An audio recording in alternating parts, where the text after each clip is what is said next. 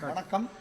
ராசி பலன்கள் வாழ்வியல் சேனலுக்காக எல்லாருடைய ஜாதகத்திலையுமே சனீஸ்வர பகவானுடைய தோஷங்கள் இருந்துச்சுன்னு சொன்னால் பிணி பீடைகள் எல்லாமே உண்டாகும், மனச்சஞ்சலங்கள் குழப்பங்கள் உண்டாகும். அதுக்கு ஒவ்வொரு சனிக்கிழமையும் சனீஸ்வர பகவான் வழிபாடு எல்லா ராசிக்காரங்களுக்குமே சால சிறந்தது. மேலும் இப்போதுக்கு சிம்ம ராசி, கடகராசி, துளாராசி, விருச்சக ராசி மற்றும் கும்பராசி, மகர ராசி, மீனராசிக்காரர்கள் கட்டாயம் சனீஸ்வரர் பகவானை வழிபாடு பண்ணுங்க, மிக நல்ல பலனை தரும்.